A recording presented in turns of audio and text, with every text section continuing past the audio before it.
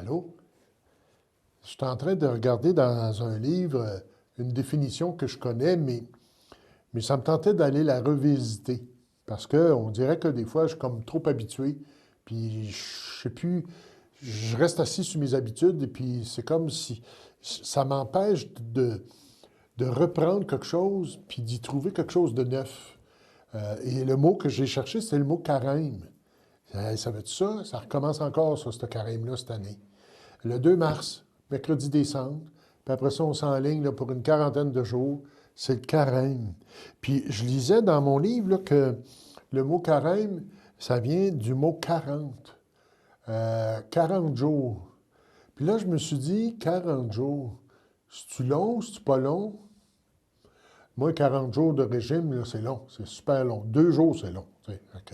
Mais 40 jours, ça veut dire une espèce de chiffre symbolique d'une traversée, d'une étape, d'un certain point de départ pour quelque chose qui va arriver dans 40 jours.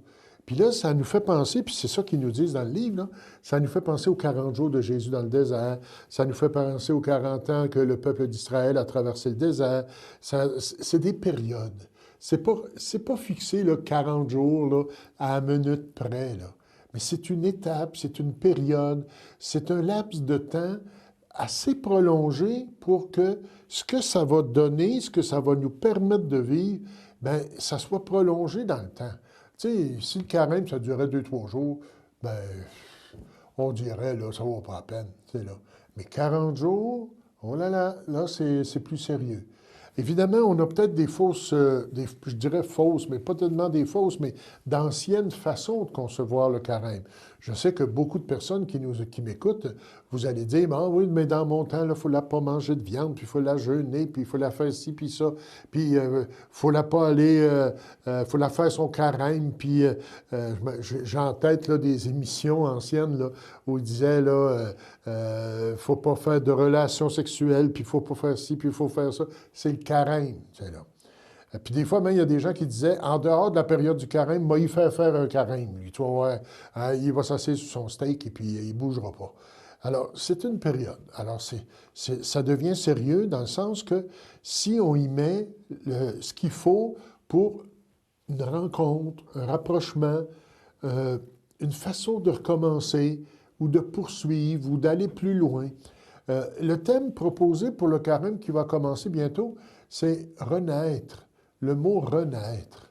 Et puis dans le fond aussi, c'est avec lui, hein, avec Jésus, renaître autrement. Autrement, ça peut être un peu bizarre, ce mot-là. Parce que des fois, j'entends dire, moi, des fois, autrement, c'est parce que ce qui se passait, c'était pas correct. Puis là, on veut faire plus, on veut faire mieux, on veut faire plus avant-gardiste. Non. Autrement, ça veut dire, il y a différentes façons. Il y a différentes manières. Il y a peut-être autant de manières qu'il y a de personnes. Il y a peut-être autant de manières qu'il y a de communautés chrétiennes ou de communautés locales. C'est chaque milieu, chaque personne doit adopter un chemin qui va nous permettre de dire, ben moi, là, mon carême, c'est comme ça que je le fais. Bon, évidemment, l'Église propose des moyens à ne pas rien inventer, c'est dans l'Évangile.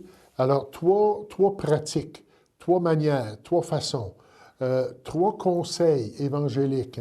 Le premier, c'est la prière, le jeûne et l'aumône. 3 affaires différentes qui nous permettent de renaître. Puis, tous ces moyens-là, puis on peut en ajouter, là, le jeûne, la prière, l'aumône, mais pour quelqu'un d'autre, ça pourrait dire consacrer plus de temps à nos enfants, à notre épouse, être moins longtemps sur Internet pour pouvoir jaser live avec quelqu'un. Tu sais, il faut élargir ça, là. Autrement, là, si on rétrécit ça seulement qu'à ces 3 mots-là, là, la prière, le jeûne et l'aumône, on risque de passer à côté. Parce que, premièrement, le jeûne, bon, alors, c'est peut-être des jeûnes thérapeutiques qu'on fait aujourd'hui, là. Mais le jeûne, dans le sens de se priver pour se consacrer à Jésus, on ne fait plus ça bien, là. 2 jours par année, Vendredi saint, mercredi des cendres qui sont proposés par l'Église comme jeûne et abstinence. Alors, ça, c'est 2 jeûnes, 2 jours par année, c'est quand même pas énorme. Mais prendre le temps de désirer vivre une naissance, que quelque chose de nouveau jaillisse en nous, qu'il y ait eu quelque chose dans notre cœur qui apporte un essoufflement, qui apporte une liberté.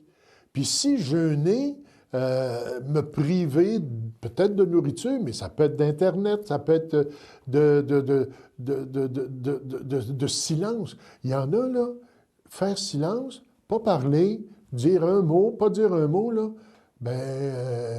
c'est quasiment le désert, ça, là, pour d'autres autour d'eux autres. Alors, peut-être que pour quelqu'un, faire le monde, c'est pas juste de l'argent, mais c'est partager une parole, partager un sentiment, partager une joie, partager un état d'âme avec, avec quelqu'un autour de soi. Ça, c'est de l'aumône, ça aussi. Oui, l'argent, faire pas donner notre superflu, on en a trop, mais donner ce qui pourrait peut-être me priver un petit peu pour être en lien avec quelqu'un d'autre qui n'a pas ce petit peu-là. Hein? Ouais. La prière, la relation avec Dieu, la manière de se brancher sur lui, ça aussi, c'est vraiment un tête-à-tête, un cœur à cœur. Alors, oublions là, les neuvaines, puis les ci, puis ça, si c'est pas ça qu'il faut, si t'es pas ajusté à ça, si ça fait pas ton affaire. Mais invente-toi une recette. Invente-toi quelque chose qui va goûter bon dans ta relation avec Dieu. Souvent, à l'occasion des funérailles, par exemple, je dis aux gens, est-ce qu'il y en a parmi vous qui font de la sauce à spaghetti? Alors, il y en a toujours une gang qui lève la main. Puis là, après ça, je leur pose une autre question. Parmi vous qui avez levé la main parce que vous faites de la sauce à spaghetti, il y en a combien qui se font demander leur recette? Et là, je te dis que là, ça diminue les mains, là. Des fois, il n'y a pas personne qui s'est fait demander sa recette. Ça ne veut pas dire qu'elle goûte pas bon, mais ça veut dire qu'il n'y a pas quelque chose qui me donne l'eau à la bouche là, pour que je la refasse chez moi. Alors, la petite pincée secrète là, qui donne tant de goût à la sauce à spaghetti, eh bien, elle a besoin de quelque chose de spécial. Notre relation à Jésus, dans la prière, si ça ne nous dit plus rien, c'est parce que notre recette a collé au fond. C'est parce que notre recette elle a besoin de l'ajout d'une petite pincée de quelque chose qui va faire en sorte que ma manière d'être en relation avec Jésus va être plus adaptée à ce que je désire. Alors, par exemple, la prière, bon, qu'est-ce que tu pourrais ajouter? Peut-être que tu pries, mais avec la télévision qui joue. Moi, ça m'arrive souvent. Alors, pour que ma recette goûte meilleure, il faudrait que je ferme ma TV, puis que là, je me concentre sur Jésus. Ça serait une nouvelle façon de prier, ça aurait une nouvelle saveur.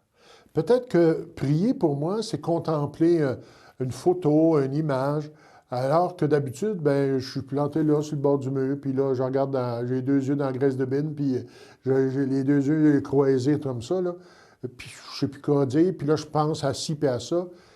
Peut-être se concentrer, mettre une chandelle, ouvrir la parole de Dieu, prendre un livre de prière, un instrument, un chapelet, changer quelque chose dans notre habitude. Il y en a qui vont réciter le chapelet, mais toujours avec les mêmes mystères. Mais il y en a tellement de mystères, il y a tellement de sortes de façons de prier. Alors, changer quelque chose, puis ça change la recette, puis ça donne une saveur nouvelle. Alors ça, c'est pour la prière, le jeûne, l'aumône. 3 conseils qui sont, à mon avis, abordables. Si on les prend dans la mesure de partager quelque chose, c'est de vivre quelque chose, de ressentir quelque chose, c'est un lien avec Jésus. C'est un lien qui grandit, qui nous fortifie. Le thème que vous allez entendre parler, soit dans les églises, soit à la télévision ou dans les résidences, le thème, ça va être « Avec lui, renaître autrement ». Faire autrement. Faire autrement, ça veut dire, comme je le mentionnais tantôt, c'est pas parce qu'avant c'était plus bon, mais parce que ça va peut-être goûter autre chose, parce que ça va peut-être goûter meilleur, parce que ça va me redonner une nouvelle saveur, que de vivre cette période-là. Puis, en même temps, bien, le carême, oui, ça va durer 40 jours, c'est sûr. Ça va nous amener à la Semaine sainte. Tu as vu derrière moi là, la couronne? Hein? Alors, c'est une couronne que j'ai fabriquée. Je n'ai pas inventé le modèle, là, je l'ai pris sur Internet. Mais vous allez voir une croix avec un linge violet. Ça se peut que vous retrouviez ça dans vos églises. C'est le symbole qui va être utilisé cette année. Puis, il y a aussi les fleurs, les lys, hein, les lys de Pâques. Alors, c'est une couronne qui englobe toute la période du carême et toute la période de Pâques. Alors, on s'enligne là à partir du mercredi des Cendres pour une longue période. 40 jours de carême, une semaine sainte, 50 jours jusqu'à la Pentecôte. Alors, c'est une longue période intense au niveau spirituel, au niveau liturgique. Alors, je vous souhaite de vivre ça, puis rencontrer Jésus. C'est ça le plus important. Si le carême, c'est juste une affaire de faire des affaires, on aura passé à côté. Mais si c'est rencontrer Jésus, rencontrer le ressuscité, rencontrer celui qui donne sa vie, puis qui lui aussi a traversé 40 jours dans le désert, puis ça a fortifié sa mission qui était pour accomplir, alors ça va être une belle période pour vous autres.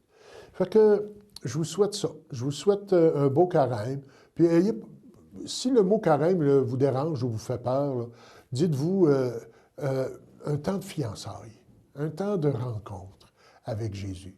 Et puis, bercez-vous avec lui. Et puis, laissez-vous, je dirais, remplir de la renaissance. Il veut faire naître des choses en nous. C'est un nouveau jour qui veut commencer. Je te souhaite un beau carême et puis je vous souhaite de le vivre personnellement, puis aussi avec vos communautés respectives. Ici, à la prochaine.